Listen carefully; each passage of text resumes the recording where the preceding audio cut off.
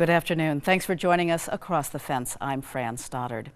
The unpredictable changes we are all experiencing have rocked our routines, expectations, relationships, and emotions. This is profoundly true for families with children who are now home 24/7. The adjustments are profound. To help us think about our new lifestyle, best ways to cope, and to help our children through this time, we've invited Dr. David Rettu, now set up in his basement in Burlington. Dr. Rettu is a child psychiatrist who works for UVM and as a medical director at the Vermont Department of Mental Health. Welcome, and thank you so much for taking the time to sit with us today. That's nice to be with you. So, dealing with a pandemic and social distancing is new territory for all of us. What are you observing about how people are feeling that is unique to this crisis? Yeah, this pandemic has all the aspects of any major stressor that we face throughout our lives, but it comes with a set of unique things too, as you mentioned. One of those is that I think a lot of people are feeling kind of an emotional ping pong, because they'll read one thing and they'll feel reassured, and read another thing and they'll feel horrified. And so people are bouncing around a lot more than you might see otherwise. Another thing that I think is a bit unique is that a lot of people are feeling some guilt. We're seeing some of our neighbors having to work really, really hard and putting their lives on the line. And then a lot of people are being told to stay at home and watch TV and watch videos, and that's hard. Another aspect is we lose one of our major coping mechanisms, which is being around other people. And I think a fourth one is that this is something that's affecting all of us. So it's not the situation where we can sort of lean on people who are not affected, and then we can return the favor later. We're all in this together. Absolutely. And, as we strongly encourage caution around social distancing and hand washing and sanitizing, how do you do that, especially with young children, without inducing fear and worry? For this, one of the nice things is that we can be reassuring to kids and also be faithful to the science in this case, which is nice. So it really looks like children are much less likely to be severely affected by this. And I think telling kids that can be very reassuring.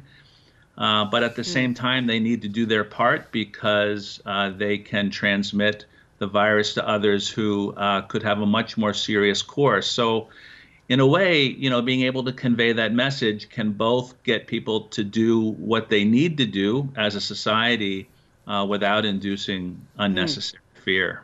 Great, thank you. And I imagine there are real differences in emotions and concerns of various age groups. So let's cover that a little bit, and the emotions from those different perspectives, starting with preschool children. Sure, and with the caveat that even within an age group, kids can be quite different. I think there are some generalities that you could make. Sure. For the younger kids, a lot of them probably are still finding this as kind of innovative and interesting and novel, and maybe even positive, because they're getting to stay home and they're getting a lot of extra time with mom and dad. They maybe don't quite fully appreciate what's happening around the world. So for them, I think a lot of this hasn't quite set in, and I actually expect that one challenge we're going to face when all of this is over is difficulties getting these kids back into schools and camps and their mainstream. I think we may see a lot of kids who will resist that. Sure.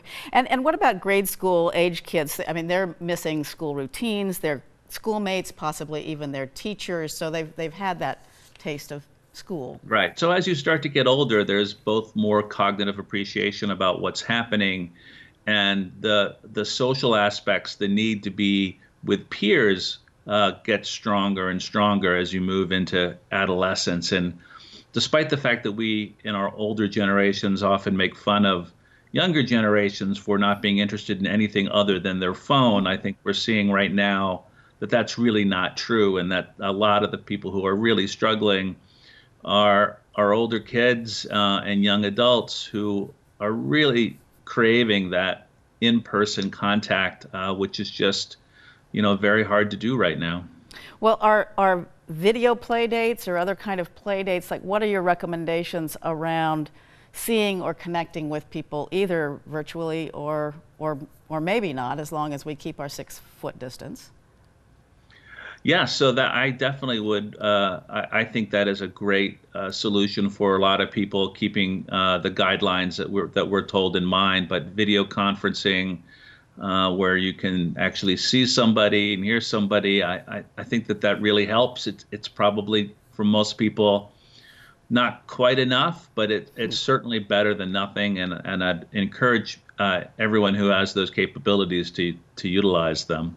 Okay, and certainly for teens and college kids trying to keep up with work and be at home under those stresses, I'm sure that's challenging as well for many families. Yeah, it absolutely is. I think we're moving into a transition where there's going to be more and more actual programming, school content that's going to be expected. But I know a lot of kids they're feeling like they got a lot of homework to do already and adjusting to doing courses online, which it can be quite an adjustment for people to do all of a sudden. So yeah, you got to sort of layer that on top of everything else. So do you have tips for managing home life while everyone is home, while parents are trying to work and kids are needing and vying for attention? You have a full house yourself. So some tips around managing that home life. Yeah, because families are so different, I wouldn't want to sort of impose one set of guidelines for everybody. I think what I would say instead is that I would encourage every person, every family to take a hard look on what they're doing and how it's working, and then really think about deliberate steps that you might want to take in terms of adjustments. But that will look different for different people. And many of the recommendations that we give in our field that try to help people stay mentally healthy and build good brains are probably just twice as important during these kinds of times. So everything from being able to get physical activity to good nutrition to regular sleep. Doing routines is also something you'll hear a lot of, and I agree with that recommendation, not only because I think it may help adults be more productive, but for kids, it also helps the world feel a little bit more predictable. And predictability is a scarce commodity right now, and the more that we can do that for kids, I think the better they will feel. Well, about that uncertainty, is there a way that we can kind of reframe what's happening and what's required to gain some sense of control? So it's not doom and gloom, but we're doing these are things we can do to feel positive about. Right. Yeah. So people, one of the variables that I'm noticing a lot is how much people are trying to gather information and look at coverage. Some people seem to be wanting to get new numbers every minute, and some people really try to take long distances of time and not plug in. That's a variable that I think we all should look at and really take a hard look on what really works for us. Because for some people it may feel like something that's helpful, but it may not be. For other people, it's really important to have that information, as having the information builds that sense of control for some people. Sure. And I'm wondering, are there opportunities that this odd situation brings to us? Yeah, well, one of the things I think I would mention is that these kinds of really hard times tend to bring out the best in people and the worst in people. And which side we get mostly as a society, it can get a bit contagious. And if we feel like everyone else is starting to hunker down and taking every person for themselves mentality, it's harder to be in a place where we can be generous and kind and giving, but the opposite can be true too. And if we see others taking those steps, I think it enables us to do that. So I would really encourage, even though it may feel like there's not much in our own personal tanks, that actually one of the ways to replenish that tank is to try to reach out and try to be in this as a community and try to help others, whether that means giving money or giving time or volunteering in some way, but to resist as much as you can this sort of I've got to just protect myself and who cares about the rest of the world. Sure. I've been noticing even people on walks won't even look at someone, even though you're 6 feet or more away, because I think that's a natural reaction. And yet, if somebody smiles, that's so helpful.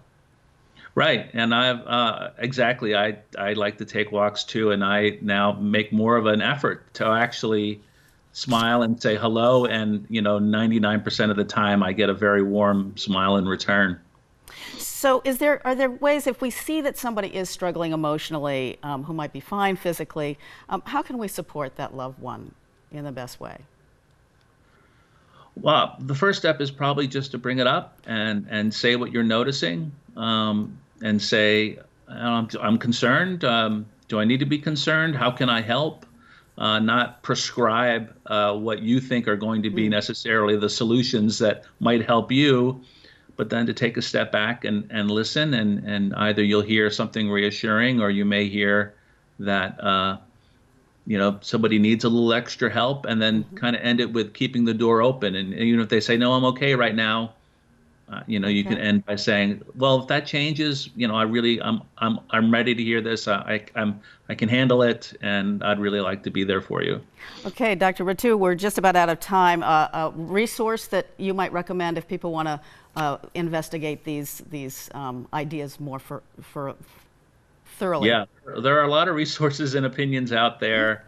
The Vermont Department of Mental Health has been trying to post helpful informations about emotional well-being, and we have links to many other sites as well. So I think if you wanted one place, that's a good place to start. Vermont Department of Mental Health. Thank you so much, Dr. Rattu. Thank you. And thank you for joining us across the fence. I'm Fran Stoddard. Take care.